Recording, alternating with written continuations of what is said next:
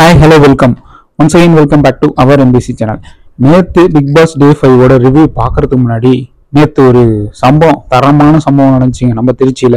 அதாவது திருச்சியிலேருந்து ஷார்ஜா நோக்கி பயணம் செஞ்ச ஏர் இந்தியா AHB 613 அப்படின்னு சொல்ல போகிற ஃப்ளைட்டோட ஹைட்ராலிக் ஃபெயிலியர் ஆனதுனால அந்த ஃப்ளைட் கீழே லேண்டிங் ஆகிறதுல பிரச்சனை ஆயிடுச்சுங்க. இது திருச்சியிலேருந்து கிளம்புன உடனே கண்டுபிடிச்சிட்டாங்க. ஸோ மறுபடியும் திருச்சி ஏர்போர்ட்லேயே மறுபடியும் லேண்ட் பண்ணுறதுக்கு கிட்டத்தட்ட 2.5 மணி நேரம் மேலே சுற்றிக்கிட்டே இருந்திருக்காங்க. அந்த ஃபியூயல் தீர்ற கண்டிஷன் ஆகணும், ஃபுல்லாக இருக்கும்போது கீழே இறங்கினா ப்ராப்ளம் ஆகும் அப்படிங்கிறதுக்காக 2.5 மணி நேரம் திருச்சி ஏர்போர்ட்டை சுற்றிக்கிட்டு கடைசியில் சேஃபாக லேண்ட் பண்ணிட்டாங்க. முக்கியமாக லேண்ட் பண்ணதுக்கு மிக முக்கியமான காரணம் பார்த்தீங்கன்னா, அதில் இருந்த பைலட் அண்ட் பைலட்டோட நேம் பார்த்தீங்கன்னா இக்ரம் ரிஃபாட்லி அப்படின்னு சொல்லப்படுற பைலட்டும், பைலட் பார்த்தீங்கன்னா மைத்ரேயி ஸ்ரீகிருஷ்ணா. இவங்க ஒரு பெண்மணி. இவங்க 2 பேரோட சாமர்த்தியத்தால ஒரு மாபெரும் விபத்து, அதாவது 141 பயணிகள் இந்த ஃப்ளைட்ல பயணம் செஞ்சாங்க. ஸோ மாபெரும் விபத்து தவிர்க்கப்பட்டது. இது நேற்று உலகம், இந்தியா மட்டும் இல்லைங்க, உலகம் ஃபுல்லும் இது ஒரு பயங்கரமான ஒரு விஷயமா நேற்று சாயந்தரம் ஆயுத பூஜை, சரஸ்வதி பூஜை நாம கொண்டாடி இருக்க டைம்ல ஒரு பயங்கரமான ஒரு விபத்து தவிர்க்கப்பட்டது. So hats off to that pilot and pilot. So இது கண்டிப்பாக முக்கியமான ஒரு நியூஸு, அதனால தான் இந்த நிகழ்ச்சி மூலமாக உங்கள்கிட்ட சொல்லிக்கிறேன். ஸோ இன்னைக்கு பிக் பாஸ் 5 ரிவ்யூ பார்க்க போகிறோம். அதாவது பார்த்தீங்கன்னா, நம்ம சேனலில் பேசுகிறது எப்படி கேட்காங்க, மைக்கு நம்ம ரூமில் வச்சுருக்காங்களா என்னன்னு தெரியல. நம்ம என்னெல்லாம் சொல்கிறோமோ என்னெல்லாம் பேசுகிறோமோ அது எல்லாம் பார்த்தீங்கன்னா பிக் பாஸுக்கு தெரிஞ்சிருது. அதாவது நேற்று சொன்னேன் இந்த மாதிரி அன்சிதா ஓப்பன் அப் ஆகலன்னு சொல்லி, நேற்று வெட்டிச்சு தள்ளிட்டாங்க, சரவட்டி மாதிரி வெட்டின்னு வெடிச்சு தள்ளிட்டாங்க. அதுக்கப்புறம் முதல் நாள் எவிக்ட் ஆனாங்க பார்த்தீங்களா, 24 hours எவிக்ஷனில் சச்சனா அவங்க மறுபடியும் வருவாங்க அப்படின்னு சொன்னோம். அதே மாதிரி வந்துட்டாங்க. அதே மாதிரி நேற்று பார்த்தீங்கன்னா நம்ம சொன்னோம் ரவீந்தர் டான்ஸ் ஆட மாட்டாருன்ட்டு, கடைசியில் அவரும் டான்ஸ் ஆடினார் பார்த்தீங்களா. நம்ம சொல்றது நடக்குது, பிக் பாஸ் காதுக்கு உழுவுது. ஸோ எங்கேயோ வச்சிருக்காங்க, பக்கு மாதிரி ஏதோ வச்சிருக்காங்க. ஸோ என்ன நடக்குதுன்னு பார்ப்போம். சரி வாங்க இன்னைக்கு சீக்கிரம் குயிக்கா பிக் பாஸ் டே 5 என்ன நடந்துச்சு அப்படிங்கிற விஷயத்த ரிவ்யூவா பார்ப்போம்.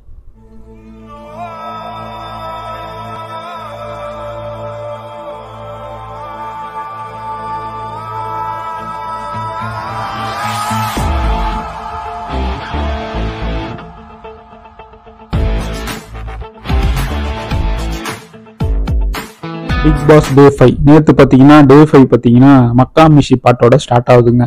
சும்மா நல்லா இறங்கி குத்திட்டு எல்லாம் ஹவுஸ் மட்டும் கேமை நோக்கி அந்த நாளை நோக்கி போகிறாங்க. முதல்ல பார்த்தீங்கன்னா பிக் பாஸ் எடுத்தவொடனே ஒரு டாஸ்க்கு கொடுக்குறது. அந்த டாஸ்க்கு கொடுக்கறதுக்கு முன்னாடி பார்த்தீங்கன்னா ஆண்கள் டீம்லேருந்து பெண்கள் டீம் போன முத்துக்குமரனும், பெண்கள் டீம்லேருந்து ஆண்கள் டீம் போன பவித்ரா 2 பேத்தையும் அவங்கவுங்க டீமுக்கு ஸ்வாப் பண்ணுறாரு. இந்த டாஸ்க் முடிய வரைக்கும் நீங்கள் உங்கள் டீமில் விளையாடுங்க, அவங்கவுங்க டீமில் விளையாடுங்கன்னு சொல்லி ஸ்வாப் பண்ணிடுறாரு.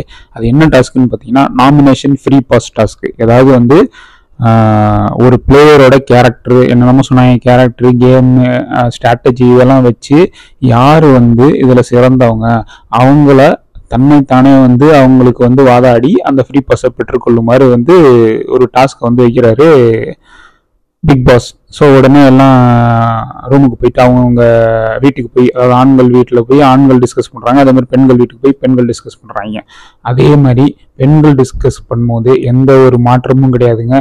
ஒரே சண்டை, அதே சண்டை தான். எனக்கு வேணும், உனக்கு வேணும், ஒரே சண்டை. என்ன ஒரு ஆச்சரியம்னா, இந்த தடவை எப்போதும் ஓப்பன் ஆகாத, நேற்று கூட நான் சொன்னேன், தப்பா சொல்லிட்டேன் அன்சிதா, நீ வாயை திறக்க மாட்டேற, இது எதுக்கு இருக்கீங்கன்னே தெரியலன்னு சொல்லிட்டேன். ஆனால் நேற்று வழக்கத்துக்கு மாறாக அன்சிதா எனக்கு அந்த ஃப்ரீ பாஸ் வேணும் அப்படின்னு சொல்லி ஒரு ஸ்டப்பான அடாப்படியா அந்த ஸ்டாண்ட்ல மாறவே இல்லை. ஸோ நேற்று தான் இந்த பொண்ணு கேம் விளையாடுறதுக்கு ஸ்டார்ட் பண்ணியிருக்குமான்றது நேற்று தான் முழிச்சிருக்கும் போல, தூங்கி எழுந்திரிச்சு. ஸோ ஒரு அவுட் ஆஃப் சிலபஸ் தான் தன்சிதா. அதே மாதிரி சௌந்தர்யாவுக்கு பார்த்தீங்கன்னா நிறைய பேர் ஓட்டு போடுறாங்க. இந்த மாதிரி இவங்களுக்கு அந்த நாமினேஷன் ஃப்ரீ பாஸ் போனால் நல்லது அப்படின்னு சொல்லி பெண்கள் அணியில் ஓட்டு போடுறாங்க. இங்கிட்டு பார்த்தீங்கன்னா தர்ஷா குப்தா, இந்த அலுமிஞ்சி தர்ஷா குப்தா என்ன பண்ணுது, இந்த மாதிரி எனக்கு அந்த ஃப்ரீ பாஸ் வேணும், அதுக்கு என்ன காரணம்னு பார்த்தீங்கன்னா நான் எல்லாத்தோட கேராக இருக்கேன், எல்லாத்துக்கும் விட்டு கொடுத்து போகிறேன், எல்லாத்தையும் லவ் பண்ணுறேன், எல்லாத்தையும் அன்பா பார்க்குறேன் அப்படின்னு சொன்னோன்னா, ஜாக்லின் வழக்கம் போல ஒரு கேம் விளையாட, அதாவது ஒரு மூக்கடி கொடுக்குது நம்ம தர்ஷா குப்தாக்கு. ஓ அப்படி சொல்றியாம்மா, சரி நீ எல்லாத்துக்கும் விட்டு கொடுக்குறேன்னு சொல்றல, அப்ப இந்த வரையும் விட்டு கொடுத்துருக்கு அப்படின்னு சொல்லி ஜாக்லின் வந்து சொல்லுது. உடனே தர்ஷா குப்தா என்ன பண்றாங்க, விட்டு கொடுக்கணும், ஓ அந்த கேரக்டர் காமிக்கணும்னா நான் வந்து விட்டு கொடுத்தாதான் என் கேரக்டர் தெரியுமா, சரி ஓகே நான் விட்டு கொடுக்குறேன் அப்படின்னு சொல்லி முன்னாடி பவித்ராக்கு விட்டு கொடுத்து பார்த்தீங்களா ஆண்கள் டீமுக்கு போறதுக்கு, அதே மாதிரி இந்த வரையும் விட்டு கொடுத்துட்டு என்ன ஒரு டிஃபரன்ஸ்னா அது 2-3 நாள் கழிச்சு அது சுயரூபம் வந்து தெரிஞ்சிச்சு. ஆனா இன்னைக்கு அந்த இதில் டாஸ்க்ல உடனே வந்து அழுதுகிட்டு அந்த இடத்த விட்டு டிஸ்கஸ் பண்ற இடத்த விட்டு வெளியில போகுது. வெளியில போயிட்டு போகும்போது பார்த்தீங்கன்னா யாரோ கேட்குறாங்க கேர்ள்ஸ் டீம்ல, இந்த மாதிரி ஏமா போற பேசிட்டு இருக்கும்போது, ஆமா அது வந்து நீங்க எதுக்கு பேசி என்ன பிரயோஜனம், எனக்காக எதுவுமே விட்டு கொடுக்க மாட்டீங்க, அதே மாதிரி என்னை வந்து எதுலையுமே இது பண்ணிக்க மாட்டீங்க, எனக்கு வந்து எந்த ஹெல்ப்பும் கிடையாது உங்கள்கிட்ட இருந்து, ஸோ நான் எதுக்கு அந்த இடத்துல உட்காந்துருக்கோம், நீங்களே பேசி முடிவு பண்ணீங்கன்னு சொல்லிட்டு அழுதுகிட்டு ஓடுது. ஸோ ஜாக்லின் வந்து ஒரு தரமான சம்பவத்தை பண்ணிட்டுருச்சு தர்ஷா குப்தா. இந்த மாதிரி எனக்கு வேணும் ஃப்ரீ பாஸ் வேணும்னு சொன்னோன்னே அதான் வாயை விடும்போது பார்த்து விடணும், எல்லாம் ரெடியா இருக்காங்க போல உள்ளாரே ஆப்பு வைக்கிறதுக்கு. அடுத்து பார்த்தீங்கன்னா இந்த வேற ஆண்கள் டீமும் பார்த்தீங்கன்னா எப்போயும் பார்த்தீங்கன்னா உடனே செலக்ட் பண்ணிடுவாங்க யாருன்ட்டு. ஆனால் இந்த வாரம் பார்த்தீங்கன்னா கொஞ்சம் பிசுறு தட்டுச்சு அவங்க செலெக்ஷன்லையுமே பார்த்தீங்கன்னா. ஏன்னா ரவீந்தர் வந்து எனக்கு வேணும்னு சொல்லி ஸ்டபனா நின்னாரு. ஆனால் நிறைய பேர் பார்த்தீங்கன்னா அருணுக்கு வந்து ஓட்டு போட்டாங்க. இந்த மாதிரி அருண் பிரசாத்துக்கு வந்து ஓட்டு போட்டாங்க. ஒரு பேசின விதம் நல்லா இருந்துச்சா இல்லை வேற ஏதாவது ஒரு காரணத்துக்காக ஓட்டு போட்டாங்களா என்னன்னு தெரியல, இந்த மாதிரி அருணுக்கு போட்டாங்க. பட் ரவீந்தர் வந்து அவருக்கு அக்செப்ட் ஆகலை, எனக்கு வேணும் அப்படி சொல்லி நின்றுட்டு இருந்தாரு. ரவீந்தர் சொல்லும்போது பார்த்தீங்கன்னா ஒரு பாயிண்ட் சொல்றாரு, இந்த பாயிண்ட்டை வந்து ஞாபகம் வச்சுக்கோங்க, ஏன்னா பின்னாடி நான் சொல்ல போறதுக்கும் இதுக்கும் ஒரு கனெக்ஷன் இருக்கு. ரவீந்தர் என்ன சொல்றாருன்னு பார்த்தீங்கன்னா இந்த மாதிரி நான் வந்து ஒரு ஸ்ட்ராட்டஜி வச்சு விளாட்றேன், நான் எப்போதும் இந்த ஸ்ட்ராட்டஜி யூஸ் பண்ணிக்கிட்டே இருக்கேன் நான் கேம்ல. அதாவது வந்து நம்ம உள்ளார எந்த சண்டை வந்தாலும் எந்த பிரச்சனை வந்தாலும் நான் வந்து கேர்ள்ஸ் டீமுக்கு வந்து நாங்கள் வந்து உடையாம இருக்கோம், உடையாம இருக்காங்களான்னு கேர்ள்ஸ் டீமுக்கு ஒரு சந்தேக கோணத்திலேயே வந்து நான் கேர்ள்ஸ் டீமை வச்சிருக்கேன். இது வந்து என்னோட ஸ்ட்ராட்டஜி. அதே மாதிரி நான் வந்து நம்ம பாய்ஸ் டீமோட ஏதாவது ஒரு முக்கியமான பாயிண்ட்டோ ஒரு முக்கியமான டிசிஷனை வந்து நான் வந்து பாய்ஸ் டீமுக்குள்ளார மட்டும் தான் பேசுகிறேன், நம்ம பாய்ஸ் ரூமுக்கு மட்டும் தான் பேசுகிறேன், வெளியில பொது வெளியில வந்து நான் பேசுறது இல்லை. அதே மாதிரி ஏதாவது ஒரு ஜென்ரலான விஷயத்த மட்டும்தான் நான் வந்து காமனான பிளேஸ்ல பேசிட்டு இருக்கேன், மற்ற சீக்ரெட்டான விஷயம் எல்லாமே பார்த்தீங்கன்னா நம்ம பாய்ஸ் டீமோட தான் நான் பேசிட்டு இருக்கேன் அப்படின்னு சொல்லி ஒரு பாயிண்ட்டை வந்து வைக்கிறாரு. அவருக்கு வந்து இந்த நாமினேஷன் ஃப்ரீ பாஸ் வேணும் அப்படிங்கிற ஒரு காரணத்துக்கு. இந்த பாயிண்ட் ஞாபகம் வச்சுக்கோங்க. கடைசியில் ஒரு பாயிண்ட் இருக்கு, இதுக்கு லிங்க் ஆகும். அடுத்து பார்த்தீங்கன்னா 2 பேரும் டிஸ்கஸ் பண்ணிட்டு லிவிங் ரூமுக்கு போறாங்க, ஆண்கள் டீமும் பெண்கள் டீமும். அங்கே பார்த்தீங்கன்னா முதல் டைம் பிக் பாஸ் கேட்கும் போதும் பார்த்தீங்கன்னா 2 டீமும் வந்து யாருன்னு சொல்லலை, சரி கொஞ்ச நேரம் டைம் கொடுக்குறாரு. அடுத்து பார்த்தீங்கன்னா பாய்ஸ் டீம்ல வந்து ஒரு மனதாக தேர்ந்தெடுத்து, ஒரு மனதாக இல்லை, ரவீந்தருக்குலாம் இன்ட்ரெஸ்டே கிடையாது பாய்ஸை நான் வந்து அருணுக்கு வந்து ஃப்ரீ பாஸ் கொடுக்கறது. ஸோ கடைசியில் மெஜாரிட்டி வின்ஸுங்கிற பேரில் வந்து அருணுக்கு வந்து இந்த ஃப்ரீ பாஸை கொடுத்துட்றாங்க. அடுத்து கேர்ள்ஸ் டீமில் கேட்கும்போது அங்கே பார்த்தீங்கன்னா இந்த லிவிங் ஹாலில் உட்காந்து சண்டை போடுறாங்க. இந்த ரூமில் சண்டை போட்டது இல்லாமல் லிவிங் ஹாலில் விட்டு சண்டை போடுறாங்க. முக்கியமாக சண்டை போடுறது பார்த்தீங்கன்னா அன்ஷிதா. ஏதாவது நான் வந்து என்ன இழிச்சவாயா, நான் மூடிக்கிட்டு இருக்கணுமா, எதுவுமே பேசக்கூடாது, நான் வந்து அமைதியாகவே உட்காந்துருக்கணும், ஸோ நீங்கள் மட்டும்தான் விளையாடுவீங்க, நான் எனக்கு அந்த இது கொடுக்க மாட்டீங்க, நான் இழிச்சவையா அப்படின்னு சொல்லி அங்கேயே ஓப்பன் அப் ஆகுது அன்ஷிதா, சண்டை போடுது. அதே மாதிரி இந்த சைடு பார்த்தீங்கன்னா குரூப்பிசம் இருக்கு அப்படிங்கிற விஷயத்தையும் வந்து அன்ஷிதா சொல்லுது. அதாவது ரூமுக்குள்ளார குரூப்பிசம் இருக்கு, அது எனக்கு தெரியும் அப்படின்னு சொல்லி அன்ஷிதா சொன்னோன்னா கேர்ள்ஸுக்கெல்லாம் ஒரு இது என்னடா அந்த பொண்ணு குரூப்பிசம் அது இதுன்னு சொல்லுது. அந்த சைடு பார்த்தீங்கன்னா பாய்ஸ் வந்து யோசிக்கிறாங்க, எப்போதும் அடிச்சுக்கிற சண்டை தானே, இது என்ன புதுசா அப்படின்ற மாதிரியே பாய்ஸ் வந்து ஒரு பெரிய ஆச்சரியவூட்டும் விஷயமா இல்லை அப்படின்னு சொல்லி அவங்க கேஷுவலாக உட்காந்துருக்காங்க. அடுத்து பார்த்தீங்கன்னா இந்த சௌந்தர்யாவுக்கும் அன்ஷிதாவுக்கும் தான் வந்து கடும் போட்டி. அதனால வந்து டிசிஷன் எடுக்க முடியல அப்படின்னு சொல்லி கேப்டன் தர்ஷிகா வந்து எந்திரிச்சு சொல்றாங்க, ஏன்னா நீ கேப்டனா இருந்திய, ஆனா நீ எதுக்கு வந்து கேப்டனா இருந்த, எந்த ஒரு டிசிஷனும் எடுக்க மாட்ட, எந்த ஒரு சுவாரஸ்யமாவும் இருக்க மாட்ட, எந்த ஒரு சண்டையும் வரல உன் கேப்டன்ஷிப்ல, எந்த ஒரு சண்டையும் நீ தீர்த்து வைக்கல, ஸோ இந்த மாதிரி தான் வந்து நீ டிராவல் பண்ணிட்டு இருக்க கேப்டனா. அதாவது கேப்டன்னா நம்ம தலை தோனி வந்து சில்லா இருக்காரு கூலா இருக்காரு ரைட், அது வந்து கேமு, ஒரு அந்த சிச்சுவேஷனுக்கு ஏற்ற மாதிரி அது சில்லா கூலா இருந்தாதான் அந்த டிசிஷன் வந்து ஹேண்டில் பண்ண முடியும். நீ வந்து பிக் பாஸ்ல வந்து சில்லா கூலா இருக்கிறது வந்து எந்த ஒரு சுவாரஸ்யமே இல்லையாம்மா, பாக்குற எங்களுக்கு வந்து சுவாரஸ்யமே இல்லையா. நாங்க ஒரு 1.5 மணி நேரம் ஒரு 2 மணி நேரம் ஒரு டைம் ஒதுக்கி பார்க்குறோம்னா ஒரு சுவாரஸ்யம் கொடுக்கணும். நீ கேப்டனாக இருந்தப்போ ஒரு சுவாரஸ்யமும் கிடையாது. நீ உன்னால வந்து இந்த மாதிரி 2 பேர் அடிச்சுக்கிறாங்கன்னா நீ வந்து ஒரு போல்டான டிசிஷனும் எடுக்க மாட்டேற. இந்த மாதிரி ஓகே நான் வந்து இவங்களுக்கு தான் நான் ஃப்ரீ பாஸை கொடுக்க போறேன்னு சொல்லி ஓகே எல்லாம் வந்து மெஜாரிட்டி வின்ஸா, சௌந்தர்யா மெஜாரிட்டி சொல்றாங்களா, ஸோ சௌந்தர்யா தான் ஃப்ரீ பாஸ்ன்னு சொல்லி நீ ஃபிக்ஸ் பண்ணணும். அந்த ஒரு எந்த ஒரு இதுவும் கிடையாது, டிசிஷனும் எடுக்க தெரியல. அப்ப நீ எதுக்கு கேப்டனா இருந்த? வாரமே முடிய போகுது, இனிமே நம்ம பேசி ஒன்றும் பிரயோஜனம் இல்லை. ஸோ அடுத்து பார்த்தீங்கன்னா அன்சிதா வந்து அந்த இடத்த விட்டு கோவத்துல கிளம்பி போயிடுறாங்க. போனதுக்கு அப்புறம் பார்த்தீங்கன்னா சொல்லிட்டு குரூப்பிசம் இருக்குன்ற மாதிரி சொல்லிட்டு போயிடுறாங்க. போனதுக்கு அப்புறம் பாத்திரங்களை போயிடுச்சு அன்சிதா. அடுத்து பார்த்தீங்கன்னா ஜாக்லின் வந்து இவங்க தான் முந்திரி கொட்டியாச்சு, தேவையில்லாம ஏதாவது பேசுவாங்களே, அங்கே போயிட்டு அன்சிதாரை போய் பெரிய நம்ம கூல் பண்ற மாதிரி போய் நீ இந்த மாதிரி பேசாதீங்க, எனக்கு பிடிக்கல, குரூப்பிசம் இருக்குங்கிறது எனக்கு பிடிக்கல அப்படின்னு சொல்லி ஜாக்லின் சொல்லுது. அதை வந்து நீ சொல்ல விடாது அப்படின்ற மாதிரி சொல்லுது அன்சிதா. அதாவது பார்த்தீங்கன்னா ஜாக்லின் இன்னொரு பாயிண்ட் சொல்றாங்க. அதாவது வந்து இந்த மாதிரி நீ வந்து சபையில பாய்ஸ் டீம் உட்கார்ந்து இருக்கும்போது நம்மளை விட்டு கொடுக்க கூடாது, இந்த மாதிரி பேசக்கூடாது அப்படிங்கிற விஷயத்த வந்து கன்வே பண்ண வந்து ஜாக்லின் ட்ரை பண்ணுது. அதுக்கு வந்து அன்சிதா வந்து நான் எது வேணா பேசுவேன், நீ எப்படி சொல்லலாம், நான் பிக் பாஸ் சொன்னா நான் கேட்டுக்கிறேன், நீ வந்து சொல்லணும் அவசியம் கிடையாது, நீ வெளில போ அப்படின்னு சொல்லி 2 பேரும் சின்ன பிள்ளைங்க மாதிரி அடிச்சுக்கிட்டு சண்டை போட்டுருது. அதுக்கப்புறம் பாத்திரம் கழுவிட்டு இருக்கும்போது அன்சிதா என்ன நினைச்சுக்கிட்டு இருக்கீங்க அப்படின்னா, பக்கத்துல கேப்டன் பார்த்தீங்கன்னா வழக்கம் போல கூல் கேப்டன்ல அவங்க வாய விடாத அப்படின்னு சொல்லி கண்ட்ரோல் பண்ணுது. அதுக்கப்புறம் இந்த ஃபைட்லாம் முடிஞ்சதுக்கு அப்புறம் பார்த்தீங்கன்னா அன்சிதா வந்து கேப்டன் தர்ஷிகாவை தனியாக கூப்பிட்டுட்டு இந்த மாதிரி சொல்றாங்க, எனக்கு வந்து விட்டு கொடுத்துருப்பேன், நான் சௌந்தர்யாவுக்கு விட்டு கொடுத்துருப்பேன், ஆனா ஜாக்லின் வந்து அவங்களுக்கு நிற்காம நான் சௌந்தர்யாவுக்காக விட்டு கொடுக்குறேன்னு சொன்னது எனக்கு பிடிக்கல, அதனாலதான் நான் வந்து ஸ்டபனா நின்ன, எனக்கு அது வேணும் அப்படின்னு சொல்லி அன்சிதா சொல்றாங்க. ஸோ இதெல்லாம் நடந்துகிட்டு இருக்கும்போது பார்த்தீங்கன்னா உள்ளார ஒரு 7:30 ஒரு ஆப்பு வருது எல்லாத்துக்கும். யாருன்னு பார்த்தீங்கன்னா முதல் நாள் எவிக்ட் ஆச்சு போயிடுச்சு பார்த்தீங்களா, 24 hours எவிக்ஷன்ல சச்சனா, இவங்க வந்து கிச்சன் ரூம் வழியா வெளியில வராங்க. இவங்க வெளியில வந்தோன்னா ஃபர்ஸ்ட் யாரு பாக்குறாங்க பார்த்தீங்கன்னா விஜய் விஷால் தான் பாக்குறாரு. அந்த பொண்ணு வந்து உள்ளார வந்தோன்னா பார்த்தீங்கன்னா நிறைய பேத்துக்கு வந்து சந்தோஷம். ஆனா ஒரு 2 பேர்த்த தவிர யாருன்னு பார்த்தீங்கன்னா நம்ம ரவீந்திரன் மற்றும் ஜெஃப்ரி, இவங்க 2 பேத்துக்கும் டர்ரு.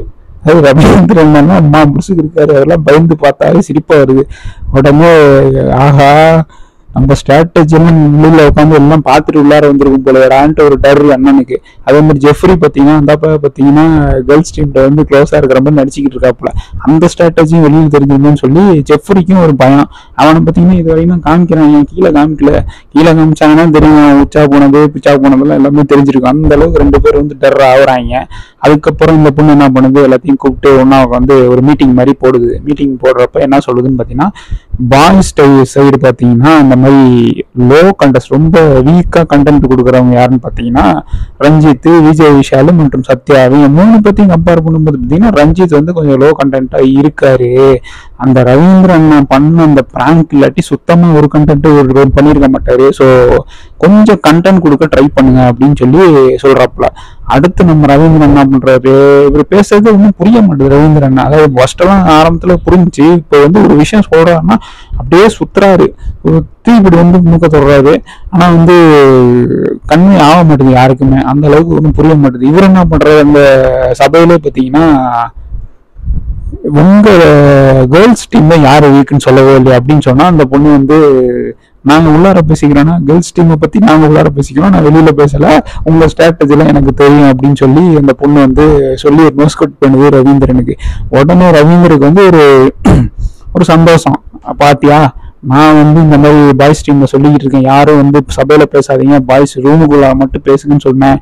அதை வந்து இந்த பொண்ணு வந்து வெளியில வந்து பார்த்துட்டு வந்து அந்த பொண்ணு வந்து நீட்டா சூப்பரா கேம் விளையாடுது அப்படின்னு சொல்லி அவரோட ஸ்ட்ராட்டஜி அந்த பொண்ணு ஃபாலோ பண்றதுனால அவருக்கு வந்து அது ஒரு ஆச்சரியம், ஒரு மகிழ்ச்சியும் உள்ளார, ஆஹா நம்மளோட ஸ்ட்ராட்டஜி வந்து ஒரு நல்ல ஸ்ட்ராட்டஜி போல அப்படின்னு சொல்லி அவருக்கு ஒரு மகிழ்ச்சி. அது மட்டும் இல்லாமல் பார்த்தீங்கன்னா அந்த பொண்ணு என்ன சொல்லுதுன்னா, இந்த மாதிரி நான் வந்து உங்க ஸ்ட்ராட்டஜி எல்லாம் கத்துக்கிட்டேன், எல்லாத்தையும் பார்த்துட்டேன், ஸோ கேர்ஃபுல்லா விளையாடுங்க, பாய்ஸ் ஃபுல்லும் கேர்ஃபுல்லா விடுங்க, நான் கேர்ள்ஸ் டீம்ல இருக்கேன், இந்த தடவை போன தடவை மாதிரி வந்து போக மாட்டேன் அப்படின்னு சொன்னாங்க. இந்த பொண்ணு எதுக்கு உள்ளார விட்டாங்கன்னு தெரியல. ஒருவேளை நம்ம விஜேஎஸ் வந்து என்னோட பொண்ணு, அதாவது அந்த படத்துல நடிச்ச பொண்ணா நடிச்சிச்சுல, அதனால அந்த பொண்ணு எதுக்கு முதல் நாள் வெயிட் பண்ணீங்க, நான் வந்து ப்ரோக்ராம் நடத்த முடியாது, ப்ரோக்ராம் நடத்தணும்னா அந்த பொண்ணு மறுபடியும் உள்ளார கொடுங்க அப்படின்னு சொல்லி சொன்னாப்ல என்னன்னு தெரியல. உடனே 3 நாள் வேறு மறுபடியும் அனுப்பிச்சு விட்டாங்க உள்ளார. ஆனா நம்ம வந்து பாவப்பட்டோம், சரி பாவம் உள்ளார வந்துடுச்சு. ஆனா அது பேசுறத பார்த்தா நம்ம எல்லாம் தப்பா பாவம் பார்த்துட்டோமோ அப்படிங்கிற ஒரு இது வந்து மைண்ட்ல வருது. ஏன்னா பார்த்தீங்கன்னா ரொம்ப பேசுது, ஏதோ அங்க இருக்கிற எல்லாத்தோட நான் தான் மெச்சூர் அப்படிங்கிற மாதிரி ரொம்ப ரொம்ப பேசிக்கிட்டு இருக்குங்க. அதாவது வந்து இங்கேயும் பேசுது, வெளியில இந்த மாதிரி ஸ்ட்ராட்டஜி இருக்கு, இந்த மாதிரி யார் யார் லோ கண்டென்ட் கொடுக்குறாங்க அப்படின்னு சொல்லி எல்லாத்தையும் பேசிட்டு உள்ளார கேர்ள்ஸ் டீம் உள்ளாரையும் போய் ஒரு மீட்டிங் மாதிரி போடுது. அந்த மீட்டிங்ல என்ன பேசுதுன்னு பார்த்தீங்கன்னா, நீங்க வந்து நம்ம கேர்ள்ஸ் டீம் வந்து யூனிட்டி இல்லைன்னு சொல்லி பச்சையா வெளியில தெரியுது. அது மட்டும் இல்லாம நீங்க போய் எல்லாத்திட்டையும் போய் புலம்புறீங்க, உளர்றீங்க. நீங்க வந்து தயவு செய்து யாரும் போய் வெளியில பாய்ஸோட போய் புலம்பாதீங்க, உளராதீங்க. அதே மாதிரி பவித்ரா ஒரு இது சொல்லுது, நீங்க வந்து எடுத்து கொடுக்காதீங்க ஐடியா, அவங்க தான் சொன்னாங்கன்னா சரி அப்படின்னு சொல்லி தலையை மட்டும் ஆட்டுங்க, நீங்க வந்து போய் ஏத்து கொடுக்காதீங்க அப்படின்றாங்க. அதே மாதிரி முத்துக்குமரன் வந்து அவரு வந்து பாய்ஸ் டீமுக்கும் விளையாடல, கேர்ள்ஸ் டீமுக்கும் விளையாடு, அவராக தான் விளையாண்டுக்கிட்டு இருக்காரு, அவருக்காக தான் விளையாடுறாரு. அவரு டாஸ்க்ல நம்பலாம், ஆனா ரொம்ப நம்பக்கூடாது அப்படிங்கிற ஒரு பாயிண்ட் சொல்லுது. அதுக்கப்புறம் வந்து இந்த ஜெஃப்ரி பைய கூட யாரும் போய் பேசாதீங்க, ஐடியா சொல்லாதீங்க, உண்மையை பேசாதீங்க, என்ன நடக்குதுன்னு சொல்லாதீங்க அப்படின்னா ஜாக்லின் வந்து சொல்லுது, நான் அவனை ஃப்ரெண்டுன்னு நினைச்சுதான் சொன்னேன் அப்படின்னு சொல்லி பேசிக்கிட்டு இருக்காங்க. அதுக்கப்புறம் பார்த்தீங்கன்னா இந்த மாதிரி நம்ம இனிமேல் யூனிட்டியா இருக்கணும், பாய்ஸ் டீமுக்கு எந்த ஒரு குறைஞ்சவங்களும் இல்லை, யூனிட்டி இல்லைன்னு சொல்லிட்டு இருக்கக்கூடாது அப்படின்னு சொல்லிட்டு எல்லாம் கை கொத்துட்டு ஏதோ மனசுக்குள்ளார சண்டை இருக்கும் அவங்களுக்கு, வெளியில வந்து சண்டை இல்லாத மாதிரி காமிச்சுப்பேன். இந்த அன்சிதா ஜாக்குலின்லாம் சண்டை வந்த உடனே ஒன்னா சொன்ன உடனே டக்குன்னு சேர்ந்துருப்பாங்களா? ஒன்றும் கிடையாது, சும்மா ஜஸ்ட் பேர் நேம் சேர்க்கு வந்து நாங்கெல்லாம் ஒன்னா இருக்கோம்னு சொல்லி கை கட்டி அப்படியே ஒரு எங்கள் வீட்டில் எல்லாம் அந்த பாட்டை பாடிக்கிட்டு ஜாலியா இருக்காங்க. அதுக்கப்புறம் பார்த்தீங்கன்னா உட்காந்து பேசிக்கிட்டு இருக்காங்க இந்த மாதிரி. அதாவது வந்து அந்த பொண்ணு வந்து உள்ளார வந்துச்சு, ரைட் ஓகே சச்சனா வந்துச்சு, இந்த மாதிரி நான் பார்த்தேங்க, இந்த மாதிரிலாம் நடந்துகிட்டு இருக்கு பிக் பாஸ்ல, யார் யார் என்னன்னு எனக்கு தெரியும் அப்படி சொல்லிட்டு விட்டுருந்தா பரவாயில்ல. ஒவ்வொருத்தண்டையும் போய் நீ கண்டென்ட் கம்மியா கொடுக்குற, நீ கண்டென்ட் ஹெவியா கொடுக்குற, நீ சண்டை போடுற, நீ வந்து எல்லா ஐடியாவும் வெளியில சொல்ற அப்படின்னு சொல்லிடுது. அதாவது இந்த பிக் பாஸ்ங்கிறது கடைசியில வின்னர் ஒருத்தர் தான், டீமுக்கு வின்னர் கொடுக்க மாட்டாங்க. அந்த பொண்ணுக்கு அது தெரிய மாட்டுது, எல்லாத்தோட ஸ்ட்ராட்டஜியை வந்து சொல்லிக்கிட்டு இருக்கு எல்லாத்துக்கூடயும் உட்காந்துக்கிட்டு.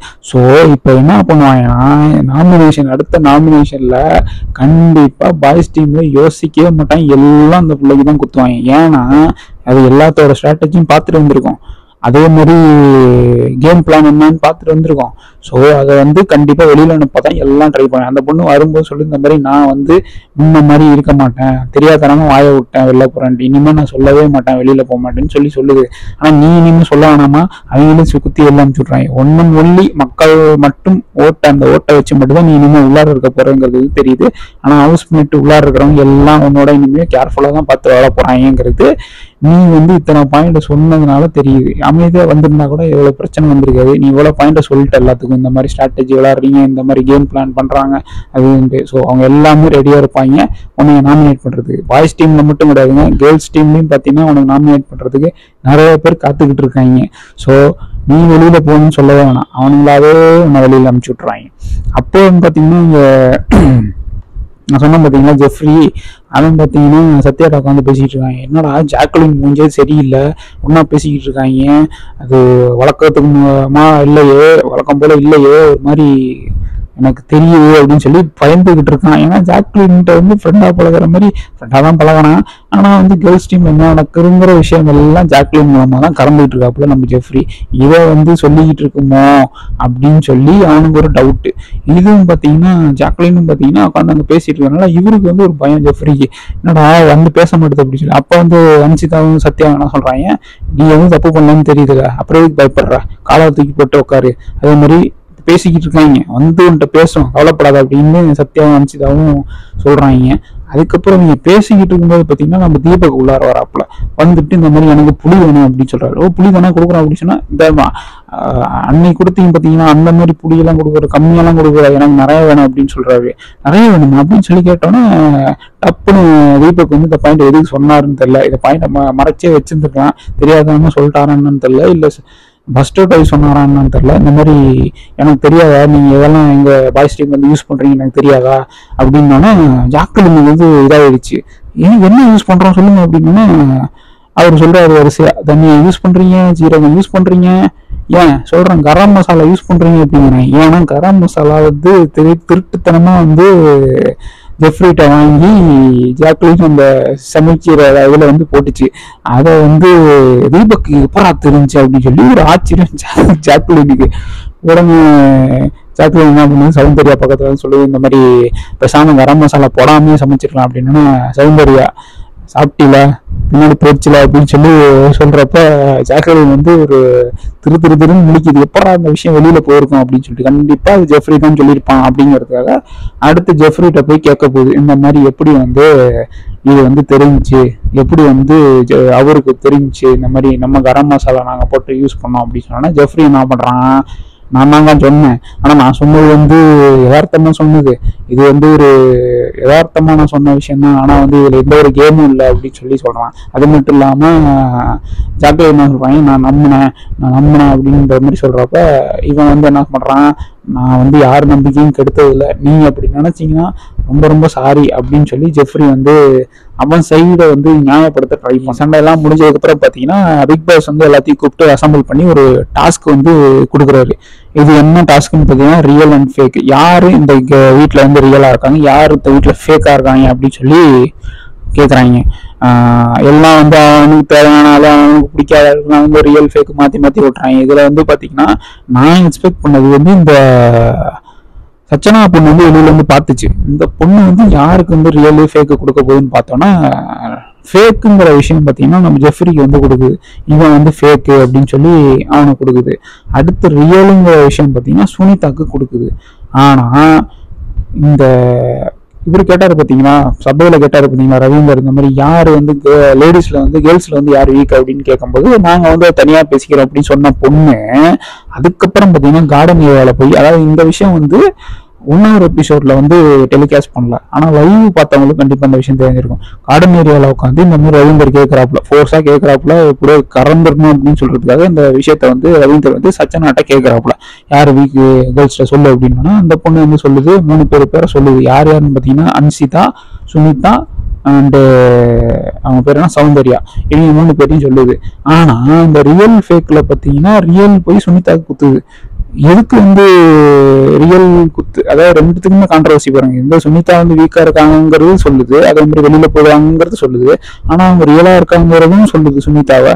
ஸோ இது ஒருவேளை இந்த பொண்ணு ஒரு ஃபேக்கா இருக்குமா அப்படின்றதான் என் மைண்ட்ல வந்துச்சு.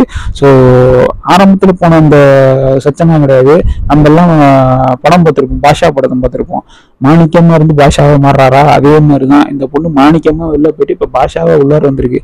ஆனா இந்த பொண்ணு எத்தனை நாள் உள்ளார விளையாடுன்னு சொல்ல முடியாது, ஏன்னா எல்லாம் நாமினேட் குத்துறதுக்கு ரெடியா இருக்காங்க. இந்த மாதிரி ரியல் ஃபேக் எல்லாம் முடிஞ்சதுக்கு அப்புறம் பாத்தீங்கன்னா அதிகமாக ஃபேக் வந்து நம்ம இவர் இருக்காது பாத்தீங்கன்னா ரவீந்தர், அவரு தான் அதிகமா ஃபேக் வாங்கிருக்காரு. ஃபுல்லா வரிசையா நெத்தில ஓட்டிட்டாங்க. அதுக்கப்புறம் சொல்ற வரைக்கும் வேற பிரிக்க கூடாது அப்படின்னு சொல்லி பிக் பாஸ் ஒரு அனௌன்ஸ்மெண்ட்டை போட்டாரு. அதுக்கப்புறம் ரூம்ல இருந்து பட்ட மாதிரி ஃபேக் எல்லாம் ஒட்டிக்கிட்டு உட்காந்துருக்காப்புல, ஒரு ரியல் கூட இல்ல. எந்த ரவீந்தர்கிட்ட பேசிட்டு இருக்காரு, ரவீந்தர் வந்து நம்ம விஜய் விஷால்கிட்ட பேசிட்டு இருக்காரு, ஒரு பெண்கள் அணியில இருந்து கூட நான் வந்து ஃபேக்கு அப்படின்னு சொல்லி யாருமே ஓட்டல, அதே மாதிரி பாய்ஸ் டீம் அத்தனை பேரும் வந்து ஃபேக்குன்னு சொல்லி ஓட்டுறீங்க, அப்ப என்ன அர்த்தம், பெண்கள் டீம்ல வந்து யாருமே ஃபேக் நோட்லன்னா நான் வந்து கரெக்டான கேமை தான் விளாண்டுக்கிட்டு இருக்கேன், என்னோட ஸ்ட்ராட்டஜி கரெக்ட் அப்படின்னு சொல்லி பேசிக்கிட்டு இருக்காப்புல நம்ம ரவீந்தர்.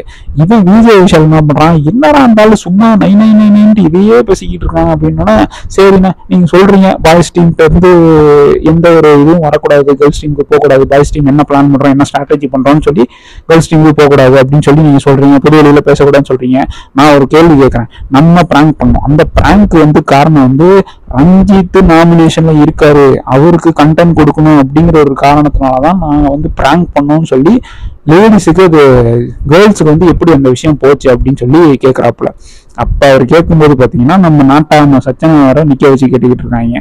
அப்ப வந்து விஜய் விஷால் நீ என்னமா பார்த்த, வெளியில என்ன பார்த்த, டிவில என்ன பார்த்த, நீ வந்து கண்டஸ்டண்டா இருந்து வெளியில போயிட்டு என்ன நடந்துச்சுன்னு தெரிய பார்த்திருப்ப, என்ன நடந்துச்சு என்ன எப்படி போச்சு அப்படின்னு சொல்லி விஜய் விஷால் வந்து சச்சனாட்ட கேட்கறான். இந்த நாட்டாம படத்துல கேட்பாங்க பார்த்தீங்களா, என்ற வந்து பார்த்த நீ அப்படின்னு அதே தோணியிலே கேட்கறாப்புல.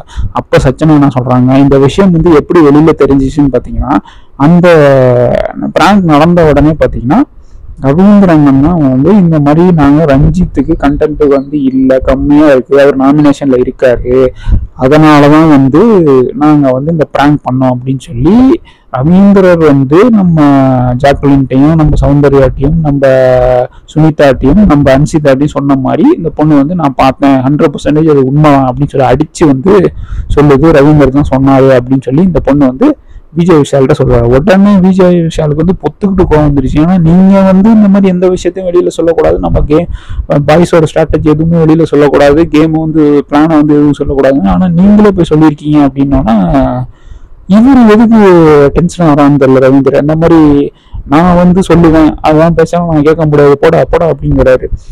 அதுக்கப்புறம் விஜய் விஷால் வந்து கடுப்பாகி அங்க இருந்து கிளம்புறாங்க. இந்த மாதிரி நம்மள சொல்லக்கூடாதுன்னு சொல்லிவிட்டு அவர் வெளியில சொல்லியிருக்காருன்னு சொல்லி அந்த கடுப்புல காண்டில் வெளில போடுறாரு. அதுக்கப்புறம் இந்த பாயிண்ட வந்து நியாயப்படுத்துறாரு நம்ம ரவீந்தர். அதாவது வந்து நான் ஏன் சொன்னேன்னா, நான் ஒரே ஒரு தப்பு பண்ணிட்டேன். இந்த மாதிரி இவங்க வந்து முத்துக்குமரன் பார்த்தீங்கன்னா அந்த சண்டை நடக்கும்போது, அந்த பிராங்க் நடக்கும்போது பார்த்தீங்கன்னா அண்ணன் வாயை விட்டுறாத, ஒரு உன்னோட வயசு கூட அப்படின்னு சொல்லி என்கிட்ட சொல்றான். அது மட்டும் இல்லாமல் பார்த்தீங்கன்னா சாக்லேட்லாம் பார்த்தீங்கன்னா மூச்சு வாங்கினவங்களுக்கு சண்டை நிறுத்துக்கணும்னு சொல்லி ரொம்ப நம்பிட்டாங்க. அந்த எமோஷன்ல வந்து நான் வந்து அவங்கள ஏமாற்றக்கூடாதுன்னு சொல்லி ஒரே ஒரு தப்பு பண்ணிட்டேன் என் கேம்ல. அவங்க பேர்த்திட்டு சொல்லி அந்த 4 பேர்த்திட்டு சொல்லிட்டேன். அப்ப அங்க நின்னா தர்ஷிகாவும் தர்ஷா குப்தாவும் தான் பாத்தீங்கன்னா இந்த பாயிண்ட் வந்து வீட்டுக்குள்ளார வந்து ஹவுஸ்ல வந்து சொன்னாங்க அப்படின்னு சொல்லி இது ஒரு கண்டென்ட்டா ஒரு கேமா மாத்திட்டாங்க அப்படின்னு சொன்னோன்னா அங்க நின்று கேப்டன் தர்ஷிகா வந்து இத்தனை நாள் தூங்கிட்டு இருந்துச்சு, எந்த ஒரு சண்டையும் பண்ணல, எந்த ஒரு ஆர்ப்பாட்டமும் பண்ணல. ஏன்னா வந்து அதுக்கே தெரிஞ்சிருச்சு போல நம்ம எதுவும் சண்டை போடாம ரொம்ப அமைதியா போயிட்டு இருக்கோம், சண்டை போடாம இருந்தா இந்த வீட்டுல இருந்து துரத்தி விட்டுறாங்கன்னு அது தெரிஞ்சிச்சான்னு தெரியல. உடனே என்ன பண்ணுது, நான் வந்து அப்படிப்பட்ட ஆள் கிடையாது, நான் எல்லாத்துலையும் போய் சொல்லி இது பண்ணுன்னு சொல்லி கத்திட்டு போயிடுது. எல்லாம் போறாங்க ரவீந்திரனை விட்டுட்டு. அந்த ஆளு பார்த்தீங்கன்னா உட்காந்துருக்கும் போது பார்த்தீங்கன்னா கூட இருக்கிறது பார்த்தீங்கன்னா சுனிதாவும் சௌந்தர்யாவும் தான் பார்த்து ஃப்ரீயா விடுங்க, இது வந்து நீங்க நல்லா தான் கேம் விளாண்டுட்டு இருக்கீங்க அப்படின்னு சொல்லி சொல்றாங்க. நம்ம ரவீந்திரன் வந்து கண்ணில் தண்ணி விட்டுறாப்புல. அடுத்து பார்த்தீங்கன்னா இந்த மாதிரி நான் வந்து கேம் தான் விளாட்றேன், எனக்கு வந்து நீங்க கேர்ள்ஸ் டீம் வந்து என்னை எதிராக பார்த்தா பரவாயில்ல, ஆனால் என்னோட பாய்ஸ் டீமே என்னை எதிராக பார்க்குறாங்க அப்படிங்கிறது எனக்கு வந்து கஷ்டமா இருக்கு அப்படின்னு சொல்லி நம்ம ரவீந்திரன் விடுறாப்புல. ஏடா பெரிய மனுஷனை போய் அளவு விட்டீங்களாடா. அடுத்து பார்த்தீங்கன்னா நம்ம ரஞ்சித், இவர் பார்த்தீங்கன்னா இன்னமும் நடிச்சுக்கிட்டு இருக்காரு, இல்லை உண்மையான முகமே தான்னு தெரில. மறுபடியும் கேமராட போயிட்டு இங்கே பார்த்தியாமா ஃபேக்கு, இங்கே பார்த்தியாமா ஃபேக்கு, பிரியா நீ எதுவும் நினச்சிக்காதீமா அப்படிங்கிறாரு. அதாவது வந்து நடிக்கலாம், ரொம்ப நடிக்கக்கூடாது. அதாவது கேமரா முன்னாடி போயிட்டு இந்த ஃபேக் ஓட்டிருக்கேன், நான் வந்து நிறைய அவார்டு வாங்கியிருக்கேன், ஆனால் இந்த ஃபேக் அவார்டு வந்து வாங்கினதுல எனக்கு ரொம்ப பெருமைமா, ரொம்ப பெருமை அப்படிங்கிறாங்க. அது பிரியா வந்து அங்கே அழுகுதால திட்டிக்கிட்டு இருக்கு, கட்டாயத்தில் திட்டுதானே தெரியல. இந்த ஆள் பட்டுக்கு சாரி பிரியா நீ எதுவும் கவலைப்படாத அப்படிங்கிறாங்க. ஏண்டா என்னடா இன்னமாயா நடிச்சுக்கிட்டு இருப்ப நீ. அதே மாதிரி நம்ம சத்யா, இவருக்கு பார்த்தீங்கன்னா 2 ரியல் ஒட்டிட்டாங்க, ஃபேக் எதுவும் கிடையாது. இவருக்கு ரியல் ஒட்டினது பார்த்தீங்கன்னா ஜெஃப்ரி ஒட்டிருக்காரு, அப்புறம் இன்னொரு யாரோ டைம் எல்லாம் மறந்து போச்சு. 2 ரியல் ஓட்டணும்னா அவருக்கே ஆச்சரியம். உன்னை கேமரா முன்னாடி போய் அவர் சன்னிட்ட பேசுறாரு, இந்த மாதிரி எனக்கு கஷ்டமா இருக்குடா அப்படின்னு சொல்லிட்டு ஒரு மேண்டோட காமிக்கிற முட்டில நான் அப்போ ஸ்ட்ராங்கா இருக்கேன், நீ எதுவும் நினைச்சிக்காத அப்படின்னு சொல்லி சொல்றாப்புல. அவருக்கே ஆச்சரியம், நம்மள போய் ரியல்ட்டாங்களா அப்படின்னு சொல்லி அவருக்கே ஆச்சரியமாகி அவர் அழுக ஆரம்பிச்சிடறாரு. இந்த மாதிரி தான் போயிட்டு இருக்கு. அதுக்கப்புறம் ரவீந்தர் என்ன பண்றாரு, நைட் உட்காந்து பேசுறாப்புல. யார்கிட்ட யாரெல்லாம் உட்காந்துருக்காங்கன்னு பார்த்தீங்கன்னா பவித்ரா உட்காந்துருக்காங்க, ஜாக்லின் உட்காந்துருக்காங்க, அப்புறம் சௌந்தர்யா உட்காந்துருக்காங்க. 3 பேர்ட்டையும் உட்காந்து நம்மளால வந்து பேசிக்கிட்டு இருக்காப்புல. என்ன பேசுறான்னு பார்த்தீங்கன்னா அந்த சச்சனா பொண்ணு சொல்லிச்சு பார்த்தீங்களா, வீக் பாயிண்ட் யார், வீக்னஸ் யாரு அப்படின்னு சொல்லி அதை வந்து சொல்றாரு. இந்த சச்சனா சொல்றது எதுவுமே நம்பாதீங்க, எல்லாத்தையும் நம்பாதீங்க, அந்த பொண்ணு ஒரு தனி ஒரு கண்டஸ்டன் தான், அது வந்து உங்க டீமா விளையாடுதுன்னு சொல்லி நினைக்காதீங்க, அப்படி அது டீமா இருக்கணும், கேர்ள்ஸோட யூனிட்டிக்காக தான் அது விளையாடுதுன்னா அப்புறம் என்கிட்டதுக்கு வந்து இவங்க வந்து வீக்கு அப்படின்னு சொல்லி என்கிட்ட வந்து எதுக்கு தனிப்பட்ட முறையா சொல்லணும் அப்படின்னு சொல்லி கேட்கிறாரு. உடனே ஜாக்லின்னு பவித்ராக்கெல்லாம் ஆச்சரியம், என்ன சொல்றீங்க அப்படியே சொல்லிச்சு, யாரை வீக்குன்னு சொல்லிச்சுன்னா உடனே இவர் சொல்றாப்புல, ஆமா சௌந்தர்யா பேரை சொல்லிச்சு, சுனிதா பேரை சொல்லிச்சு, நம்ம அன்சிதா பேரை சொல்லிச்சு அப்படின்னு சொல்லி உடைக்கிறாரு, போட்டு உடைக்கிறாரு. ஏன் சுனிதா வந்து வெளியில வீக்குன்னு சொல்லிட்டு அது எப்படி போய் ரியல்னு போய் விட்டுது சுனிதா ரியல் அப்படின்னு சொல்லி விட்டுது. இது ரெண்டுமே கான்ட்ராவா இருக்கு பத்தியா அப்படின்னு சொல்லி ஒரு பூகம்பத்தை கிளப்பிடுற அந்த 3 பேத்துக்குள்ளாரையும். அடுத்து பார்த்தீங்கன்னா பவித்ரா உண்மையா அந்த பொண்ணு இதை சொல்லிச்சு அப்படின்னு சொல்லி கேட்குது. ஆமாம்மா உண்மைதான், நான் எதுக்குமா போய் சொல்லணும், எனக்கு இது அவசியமே இல்லை, நான் வந்து இந்த சின்ன பிள்ளைங்க கூட எல்லாம் விளையாடணும்னு எனக்கு அவசியமே இல்லைன்னு சொல்லி ரவீந்தர் சொல்றாப்புல. ஸோ இதுதான் வந்து டே 5ல நடந்த விஷயம். அதாவது வந்து கொஞ்சம் கொஞ்சமா பத்த வச்சுக்கிட்டு இருக்காங்க, எல்லாம் ஓப்பன் அப் ஆயிடுறாங்க. அதுக்கப்புறம் இன்னொரு பாயிண்ட் சொல்ல மறந்துட்டேன். இந்த அருண் இருக்காரு பார்த்தீங்களா, அவரு என்னன்னு தெரியல, திடீர்னு நல்லவரா இல்லை எப்போதுமே நல்லவரான்னு தெரியல, இந்த சச்சனா பொண்ணுக்கு வந்து அவரோட பிக் பாஸ் டிராஃபிக்கை வந்து கொடுத்துறாப்புல. ஏன்னா அந்த பொண்ணு போகும்போது உடச்சிருச்சுல, அதனால வந்து தங்கச்சின்னு கூப்பிட்டு அவரோட பிக் பாஸ் டிராஃபியை வந்து சச்சனாக்கு வந்து கொடுத்துட்றாப்புல. இது வந்து உண்மையுமே கொடுக்குறாரா இல்லை அந்த பொண்ணு நம்ம ஸ்ட்ராட்டஜிலாம் வெளியில தெரிஞ்சுக்கிட்டு வந்துருச்சு. ஸோ நம்ம இனிமே வந்து அந்த பொண்ணோட நம்ம ஒற்றுமையா இருந்தாலும் அந்த பொண்ணு நம்மளை நாமினேட் பண்ணாது, நமக்கு எந்த ஒரு பிரச்சனையும் இருக்காதுங்கிற ஒரு காரணத்தினால அவர் வந்து அவரோட டிராஃபியை கொடுத்தாரான்னு தெரியல. அநேகமா இன்னைக்கு பிக் பாஸ்ல வந்து விஜய் சேதுபதி என்ன பண்ண போறாருன்னா, நீங்க உங்க டிராஃபியை வச்சுங்க, நாங்க அந்த பொண்ணுக்கு தனியாக டிராஃபி டூப்ளிகேட் டிராஃபி கொடுத்துக்கிறோம் அப்படின்னு சொல்லி கொடுக்க போறாரா என்னன்னு தெரியல. எல்லா விஷயமும் நம்ம சொல்றது நடந்துகிட்டு இருக்கு பிக் பாஸ்ல. ஏதோ நான் சொன்ன மாதிரி பக்கோ இல்ல ஏதோ ஒரு ரெக்கார்டரோ வச்சிருக்காங்க என்னன்னு தெரியல நம்ம ரூமுக்குள்ளார. ஸோ இந்த விஷயமும் நடக்க போகுது, பார்த்துக்கிட்டே இருங்க. அந்த பொண்ணுக்கு தனியாக ஒரு டிராஃபியை கொடுக்க போறாங்க, நீங்க உங்க டிராஃபி நீங்க வச்சுங்க அப்படின்னு சொல்லி கண்டிப்பா கொடுப்பாரு அப்படிங்கிறது என்னோட கருத்து. ஸோ இந்த மாதிரிதான் வந்து பிக் பாஸ் டே 5 வந்து போச்சு. கொஞ்சம் கொஞ்சமா நான் சொன்ன மாதிரி கொஞ்சம் கொஞ்சமா பத்த வச்சுக்கிட்டு இருக்காங்க ப்ரோக்ராம் வந்து இதாகிறதுக்கு, அதாவது என்ன சொல்றது, ஒரு சுவாரஸ்யமா நகர்றதுக்கு ஒரு வேலை பண்ணிக்கிட்டு இருக்காங்க. அது வந்து இவங்களா பண்றாங்க, எல்லாரும் டைரக்டர் பண்ணும்போது இந்த மாதிரி இதெல்லாம் பண்ணுங்க அப்படின்னு சொல்லி கொடுத்து பண்றாங்களா என்னன்னு தெரியல. ஸோ எது எப்படியோ நமக்கு சுவாரஸ்யமா பிக் பாஸ் நகர்ந்தா போதும். அந்த 1.5 மணி நேரம் நம்ம பாக்குறோம், டைமை ஸ்பெண்ட் பண்ணி வேஸ்ட் பண்ணி பாக்குறோம். அது வந்து நமக்கு கரெக்டா இருந்தா, பார்க்கறதுக்கு ஆர்வமா இருந்தா, சரி பார்ப்பதற்கு சுவாரஸ்யமா இருந்தா நமக்கு வந்து நல்லா இருக்கும். ஸோ இதுதான் வந்து பிக் பாஸ் டே 5ஓட ரிவ்யூ. இந்த டே 5 ரிவ்யூவில் ஏதாவது ஒரு முக்கியமான பாயிண்ட், ஹைலைட்டான பாயிண்ட்டை விட்டுட்டேன் அப்படின்னு சொல்லி நினச்சிங்கன்னா கமெண்ட்ல சொல்லுங்க, என்ன பாயிண்ட்டை விட்டுட்டேன் அப்படின்னு சொல்லிட்டு. அதே மாதிரி இந்த நான் சொன்ன கருத்துக்கள்ல ஏதாவது ஒரு முரண்பாடோ இல்லை நீ சொன்னது தப்பு இந்த மாதிரி கிடையாது அது வேற அப்படின்னு சொல்லி நினைச்சீங்கன்னா அதையும் கமெண்ட்ல சொல்லுங்க. கண்டிப்பாக அதை பற்றியும் நம்ம அனலைஸ் பண்ணி பேசுவோம். ஸோ நாளைக்கு பிக் பாஸ் டே 6ஓட ரிவ்யூ பார்க்கும் வரை உங்களிடம் விடைபெறுவது உங்கள் மகன். நீங்கள் பார்த்து கொண்டிருப்பது உங்கள் MBC சேனல். நன்றி, வணக்கம்.